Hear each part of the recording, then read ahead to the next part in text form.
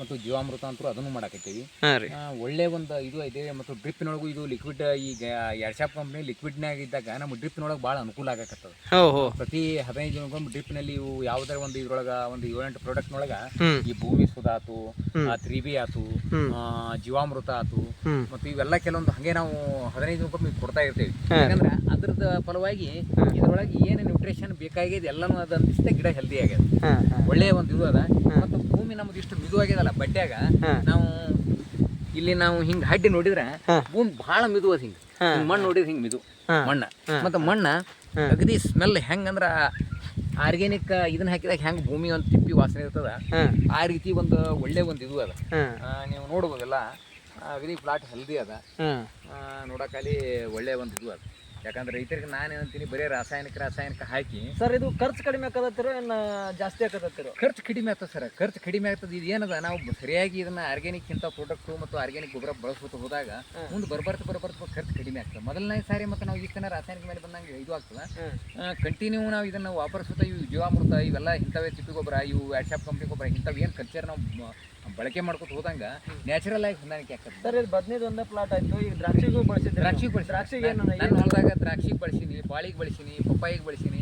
ಆ ದ್ರಾಕ್ಷಿನೂ ಒಳ್ಳೆ ಒಂದು ಶಾನಿಂಗು ಒಳ್ಳೆ ಇದು ಐತಿ. ಈ ಸರಿ ಸಾಕಷ್ಟು ಹವಾಮಾನ ಸರಿಯಾಗಿ ಇದ್ದಿದ್ದಿಲ್ಲ. ಅಷ್ಟಿದ್ರು ಕೂಡ ಏನದ ಮಂದಿ ಒಂದು ಟನ್ ಅದು ಆದ್ರೆ ನಮ್ಮ ಇಡೀ ಇದು ಕೂಡ 6-7 ಟನ್ ಮುನುಕಾಗಿ ನಮ್ದು. ನಿಜವಾಗಿ ಏನದ, ನಾವು ಎಷ್ಟೇ ಅಲ್ಲಿ ಈ ಸಲ ಬೆಳೆದೇವಂತೂ ಹೆಮ್ಮೆ ಅದ. ಯಾಕಂತಂದ್ರೆ ಎಷ್ಟೋ ಪ್ಲಾಟ್ಗಳು ಫೇಲ್ ಈ ಸಲ ಎಲ್ಲ ಇಡೀ ಮಹಾರಾಷ್ಟ್ರದಾಗ ಫೇಲ್ ಆಗಿವೆ. ಆದ್ರೂ ಹಾಕಿವಂದ್ರೆ ಅದು ಗಟ್ಟಿ ಅದ. ಮತ್ತು ಮುಂದಿನ ಸಲ ಹವಾಮಾನ ನಮಗೆ ಅದ್ರ ನಮ್ಮ ಜೊತೆ ಕೈ ಜೋಡಿಸ್ತಂದ್ರೆ ನಾವು ಭಾಳ ರಿಸಲ್ಟ್ ನೋಡೋಕೆ ಚಲೋ ಅದ. ಕ್ವಾಲಿಟಿ ಬರ್ತದೆ, ಕ್ವಾಲಿಟಿ ಇಂಪಾರ್ಟೆಂಟ್. ಅದು ಮೇನ್ ಅದ. ಯಾಕಂದ್ರೆ ಕ್ವಾಲಿಟಿ ಬಂತಂದ್ರೆ 4 ರೂಪಾಯಿ ಹೆಚ್ಚಿಗೆ ಮಾರ್ತದೆ. ಹಿಂಗಾಗ್ಯದ.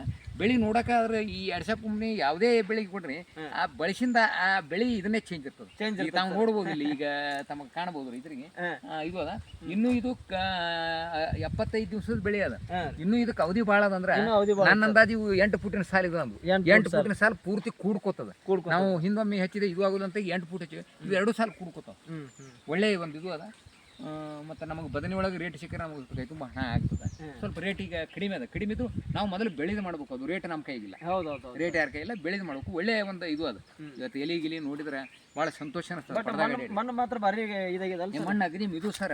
ಭೂಮಿ ಒಳಗೆ ಆ ಮಣ್ಣಿನ ಸ್ಮೆಲ್ ನೋಡ್ರಿ, ಮಣ್ಣಿನ ಸ್ಮೆಲ್ ಹೆಂಗ, ಮಣ್ಣಿನ ಸ್ಮೆಲ್ ಭಾಳ ಒಂದು ಒಳ್ಳೆ ಮಣ್ಣಂತರೂ ಭಾರಿ ಬಂದ ಅಗದಿ ಸರ.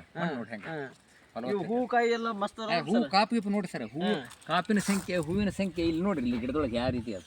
ಅದ್ರಿ ಇನ್ನು ಏನದ ಹಂಗ ಈಗ ರೀ ಹೂ ಒಂದಕ್ಕೊಂದು ಇದು ಆಯ್ತು.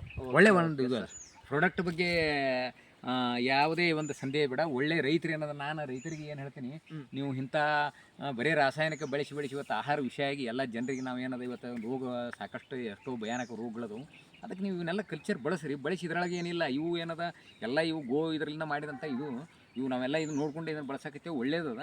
ರೈತರಿಗೆ ನಾನು ತರಕಾರಿ ಬೆಳೆಯೋರು, ಇವು ಊಟಕ್ಕೆ ನಾವು ಏನು ಬೆಳಿತೇವೆ ಅವ್ನು ಮೊದಲು ಏನದ ಇಂಥ ಹಾಕಿ ಬೆಳೀರಿ, ಒಳ್ಳೆ ಹೆಲ್ದಿಯಾಗಿ ಆಗ್ತದೆ, ಒಳ್ಳೆ ಆಹಾರ ಆಗ್ತದೆ. ಜನರನ್ನು ಹಾಕಿದ್ರೆ ಹೆಚ್ಚಿಗೆ ಅವ್ರಿಗೆ ಆರಾಮವಾಗಿ ಬದುಕಾಕೊಂದು ಇದು ಸಿಗುತ್ತೆ ಅಂತ ನಾನು ರೈತರಲ್ಲಿ ಕೇಳ್ತೀನಿ. ಅದಕ್ಕೆ ರೈತರಿಗೆ ನಾನು ಹೇಳ್ತೀನಿ, ನೀವು ಬಳಸ್ರಿ ಅಂತ ನಾನು ಹೇಳ್ತೀನಿ. ಓಕೆ ಸರ್, ಓಕೆ, ನಮಸ್ತೆ.